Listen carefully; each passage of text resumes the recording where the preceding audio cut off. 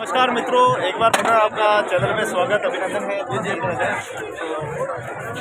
हमारे साथ हमारे युवा साथी दिनेश जी गलगट साहब और साहब हमारे साथ मौजूद है। लगातार संघर्ष की सफलताएं कैसे की जाती है और संघर्ष में सफलताएं कैसे हासिल की जाती है, हम दिनेश जी से बहुखूबी सीख सकते हैं।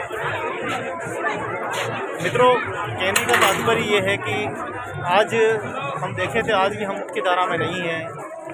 भले ही हम कपड़े साफ सुथरे पहनते हो, हमारे घर पक्के हो गए हो, लेकिन अभी भी हमारी जो स्थितियाँ हैं कहीं न कहीं आज भी विकट स्थितियाँ हैं। क्योंकि हमारे समाज में सबसे बड़ी यह है कि हमारी कोई मदद नहीं करता है। समाज का धनी धोरी कोई नहीं है, देखने वाला कोई नहीं है। हमारे युवा साथी दिनेश जी ने जो अभी बातें कुछ बताई है हमको, मैं उसी पे थोड़ा सा नज़र डालना चाहूँगा कि सब समाजों में एक तरफ एक मंच पे आ रही है, सब समाजें एक दूसरे की मदद कर रही है, सब समाजें एक मजबूत इरादे के साथ आगे निकल रही है। लेकिन और समाज की ऐसी प्रथाएं क्या है जो पीछे ले जा रही है? ऐसा कुछ नहीं है, पर मेन चीज़ है कि एकता कि कुछ है। जहाँ से आप उदयपुर से आपने बताया कि हमारे उदयपुर में ऐसा है, पर अजमेर आओगे तो अजमेर में ऐसा कुछ भी नहीं। क्यों? क्योंकि जैसा एक वो चाहिए ना कि एक लीडर होता है, एक लीडर होना चाहिए जो सबको गाइड कर सके। वो यहाँ पर कुछ भी नहीं। अगर वो एक बंदा यहाँ पर लीड करने के लिए आ जाए तो हो सकता है, यहाँ पर भी हो सकता है। अगर वहाँ से उदयपुर तो किसी न किसी ने तो स्टार्ट ही किया होगा ना। एक बंदे ने अपनी सोच ऐसी रखी होगी, नहीं मुझे ये करना है और मैं इस चीज़ में जाना हूँ और मुझे सबकी सोच बदलनी है। जब एक सोच बदलेगा वो दो को बताएगा, दो में से नहीं एक तो मानेगा ही मानेगा ना, वो एक दो को बताएगा, वो फिर ऐसे आगे करते करते आगे बिल्कुल आपका काम हो जाएगा। और सबकी सोच एक ना एक दिन सबकी चेंज ही होनी है। एक दूसरे को देख के ही इंसान अपना रूप बदलता है। जी, आज हम देखें समाज, हम पिछले 20 सालों पीछे जाएं तो हमारी समाज की स्थिति कैसी थी आप भी जानते हैं, मैं भी जानता हूँ। हमारी समाज की स्थिति बहुत दयनीय स्थिति थी, बहुत कमज़ोर स्थितियाँ थी। हमें बोलना नहीं आता था, हम समझ नहीं थी, पढ़े लिखे नहीं थे। लेकिन आज हम एक कदम आगे बढ़े हैं।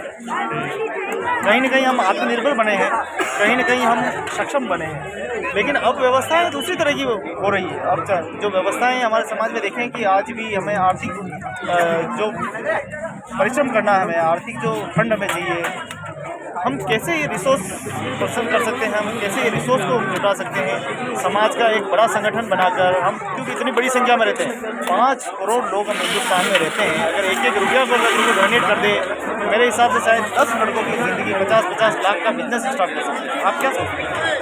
मैं तो देखो ये नहीं बोलूँगा कि 5 करोड़ लोग अपनी कास्ट में जितने भी हैं, 5 करोड़ में से चलो ठीक है 2.5 करोड़ लोग भी आते हैं, 2.5 छोड़ो 1.5 करोड़ लोग भी आते हैं। 1.5 करोड़ लोग मिलके एक रुपया भी दें तो उससे 1.5 करोड़ होता है। 1 रुपये से 1.5 करोड़ होता है। वही 1.5 करोड़ हम जो हमारी जो आने वाली पीढ़ी है उनको ज़रूरतमंदों को दें, तो उनको देकर फिर हम उनको जो उनका फ्यूचर अगर ब्राइट करें, उनकी हेल्प करें, फिर जब वो आगे बिल्कुल सक्षम हो जाएंगे, जब कुछ बड़ा हो कुछ बन जाएंगे, वही चीज़ें फिर हमें जब 1 रुपये की जगह वो 10 रुपये देंगे, वही 10 रुपये चल के फिर आगे 20 रुपये में कन्वर्ट होंगे। तो यही चीज़ आगे बदल सकती है। अरे जी, आज ही मुझे बताइए, हम सपना तो देखते हैं लेकिन हम किस समाज का सपना देखते हैं? क्या कैसी कल्पना है आपके मन में? कैसा सपना चाहिए? समाज कैसा होना चाहिए? समाज ऐसा होना चाहिए कि अगर सामने वाले अगर अपने पड़ोस में जो अपनी कास्ट का है, अपने पास 4 रोटी है, अगर उसके पास दो रोटी भी खाने के लिए नहीं है, तो 4 में से अगर 1 रोटी भी दे सके तो उसको देना चाहिए। कम से कम वो भूखा तो नहीं रहे।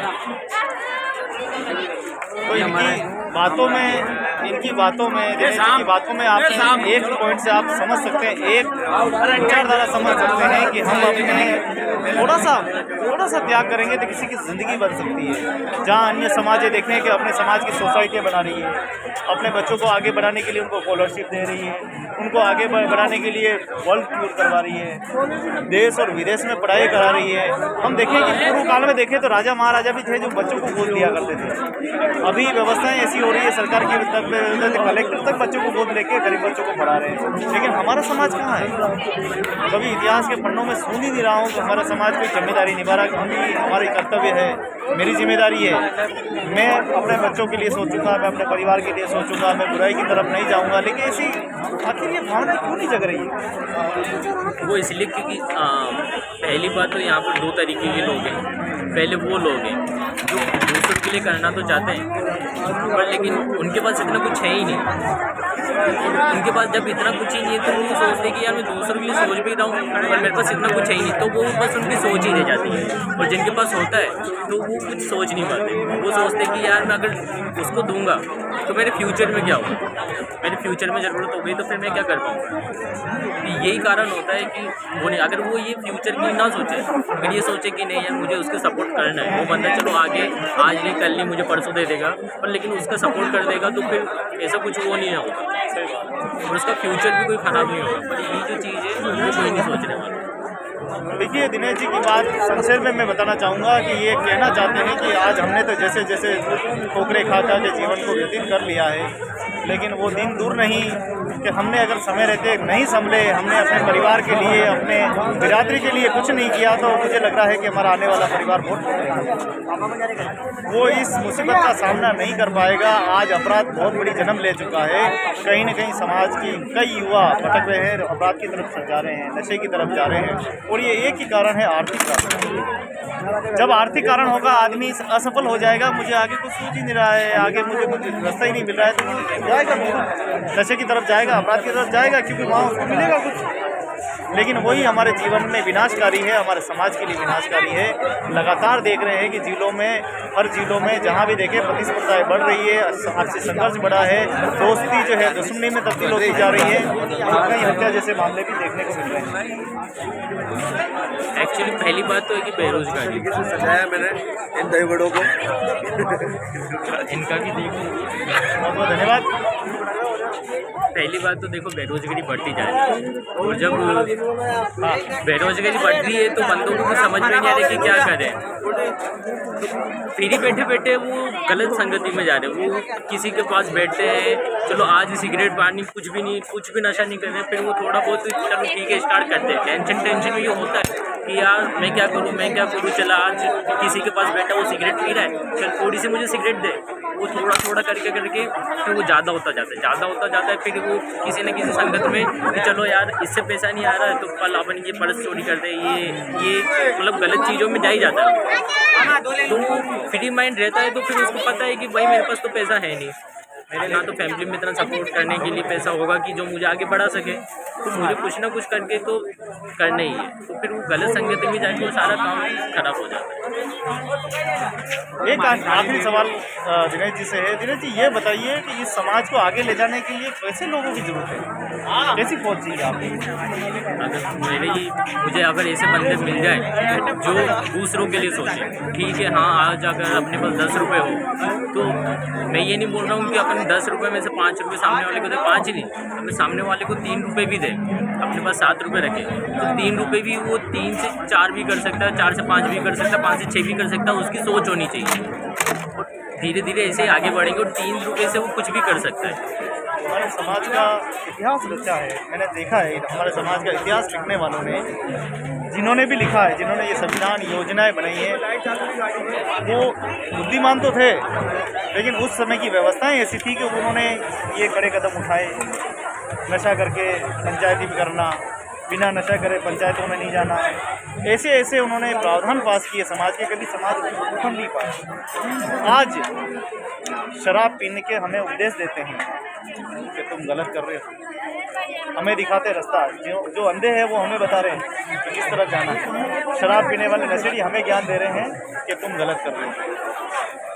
उनके जीवन में हमेशा उन्होंने गलती की है, हीरे को तो उन्होंने हमेशा ठोकरें मारी है और मोतियों को घर के चुनकर उन्होंने रखा। कहने का मतलब ये है कि हमारे जो समाज के रत्न थे, जो बच्चे थे जो आगे बढ़ के हमारा समाज का नाम रोशन कर सकते थे, उनको पता था कि ये दिनेश आगे बढ़ सकता है, इसको ठोकर मार के गिरा दो नहीं तो इसका नाम हो जाएगा।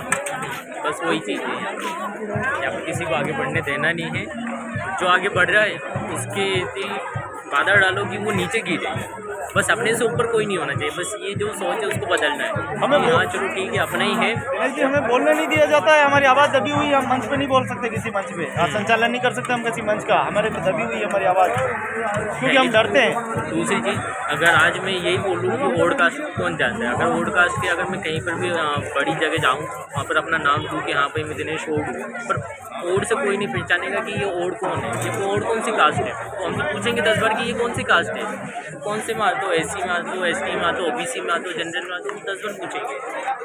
यही चीज़ है कि जब तक हम एक नहीं होंगे ना तब तक ये पहचान नहीं पाएंगे बंदे कि हाँ भाई आप किस में हो और ओड कौन है। मैं तो ये बताना चाहता हूँ कि एक होना है और अब बताना है सबको कि असलियत में ओड कौन है। बहुत बहुत धन्यवाद दिनेश जी का, जो आप हमसे मुलाकात हुए, मुखारित हुए, आपने अच्छे सुंदर विचार आपने प्रस्तुत किए। ये आपका दर्द नहीं है, पूरी समाज का दर्द है। मैं जानता हूँ कि हमारे समाज में जो रूढ़िवादी परंपराएं हैं वो इतनी जल्दी समाज, क्योंकि लोग ही ऐसे हैं ना, उनकी विचारधारा ऐसी बनी हुई है। मैं ऐसे दुष्ट लोगों के लिए हमेशा कहता हूँ कि आप हमारे समाज का कतई भला नहीं कर सकते। लोग हो सकता है आपसे आशा कर रहे हों कि ये भला करेंगे, नहीं, वो भला नहीं कर रहे, वो आपको उपयोग कर रहे हैं, खाली आपका फ़ायदा, राजनीति लेवल पर फ़ायदा उठा रहे हैं और इससे ज़्यादा कुछ नहीं है। अगर उनको कुछ करना होता तो बहुत पहले ही कर लिया होता। उनको पता है कि मैं बुद्धिमान हूँ, मैं पैसे वाला हूँ, मुझसे ज़्यादा कोई पैसे वाला नहीं बने। मैं समाज का परसेंट व्यक्ति हूँ, मुझसे ज़्यादा कोई परसेंट नहीं बने। तो मुझे बड़ी खुशी होती है कि आप जैसे रत्न मिले हैं, तो कहते हैं कि बेहतर से बेहतर वो शीशा तलाश करो जिसके एक जोर से वो पत्थर भी टूट जाए, ऐसा सिला शीशा तलाश करो। मिल जाए नदी तो समंदर की तलाश करो, मिल जाए समंदर तो गहराई की तलाश करो, और मिल जाए गहराई तो हीरे की तलाश करो। ऐसे हीरे हमारे देश में हमें मिले हैं और समाज के रत्नों की तलाश करने के लिए मैं लगातार घूमता रहता हूँ, लगातार ये यात्रा करता रहता हूँ। मेरा उद्देश्य एक ही रहता है कि मैं दौलत कमाना चाहता हूँ, मैं मेरे समाज के जो हीरे हैं उनको इकट्ठा करना चाहता हूँ। ऐसे हीरे लगातार मिल रहे हैं। दिनेश जी, आखिरी सवाल ये है कि आप समाज को क्या वादा कर सकते हैं, क्या हम एक होकर किस प्रकार से इस मुसीबत का सामना करें, क्या लग रहा है आपको? मैं तो बस यही बोलना चाहता हूँ कि हाँ, जब मैं सक्सेस हो जाऊँगा तो जितने भी लोग हैं मेरे पीछे वाले, मैं उन सबको सपोर्ट करूँगा। मैं ये नहीं देखूँगा कि मेरे क्या लग रहा है क्या नहीं लग रहा है, कुछ नहीं, सबको सपोर्ट करना है, सबको आगे बढ़ाना है। सब साथ में रहेंगे ना, तो साथ में देखे सब कुछ बना सकते हैं। ईंट से ईंट मिल के घर बनता है, ठीक है। बहुत अच्छी सोच। जब ईंट से ईंट कटेगी ना तो कुछ भी नहीं होगा। बहुत अच्छी मतलब मैं आपसे अपने दादा को मिलाना चाहता हूँ। ये मेरे दादा ये हमारे दादा, ये मेरे दादा हैं। जो मेरी इतनी अच्छी सोच है, जितनी भी सोच है वो सब इनके कारण ही है। इनकी इतनी अच्छी सोच है, इन्होंने मुझे यही शिक्षा दी है कि कभी अपने बारे में मत सोचो, हरदम अपने दूसरों के बारे में सोचो। ये मेरे दादा हैं और इनसे ही मुझे इतनी अच्छी शिक्षा। अपने लिए तो सभी जीते हैं, औरों के लिए दूसरों के लिए जी के देखो, दूसरों के लिए जी के देखो, अपने लिए, जब पता पड़ता है। अपने लिए तो खुद गर्ज भी जीते हैं, अपने लिए तो पशु भी जीते हैं, पक्षी भी जीते हैं। राइट सर, दूसरों के लिए जी के देखो, जब पता पड़ता है इंसान को घर में क्या मजबूरी है, क्या है क्या नहीं, वो पता नहीं लोगों को। लेकिन अपने दूसरों ने जी के देखो, जब पता पड़ता है कि आदमी को क्या होता है, कि ये दुख, ये दर्द, ये क्या पता पड़ता है। बीमारी है, हारी है, सब कुछ है, लेकिन दूसरों के लिए जब आप संघर्ष करोगे ना तो आपका भगवान भला करे। मैं ये मान लूँ चीज़। मेरा नाम बखूर जी अटगढ़ है, ये बेटा तारचंद जी का अजमेर से हूँ। बहुत बहुत धन्यवाद, बहुत बहुत शुक्रिया। जय ओड समाज। हाँ, एकता के साथ इस संघर्ष करेंगे, मुकाबला करेंगे और कोशिश करेंगे हमारे समाज के अच्छे रत्नों को जोड़कर। बिल्कुल बिल्कुल, कभी हमारे लिए कोई सेवा हो, आधी रात को हमें फ़ोन करना, हम हाजिर हैं, चाहे 2 बजे, चाहे 4 बजे, चाहे 6 बजे, चाहे 10 बजे। बहुत बहुत धन्यवाद। जिंदाबाद ओड समाज, जिंदाबाद। हाँ सर, मेरा मोबाइल नंबर है 84404108। बहुत बहुत धन्यवाद, बहुत बहुत शुक्रिया। जय हिंद, जय भारत, जय ओड समाज।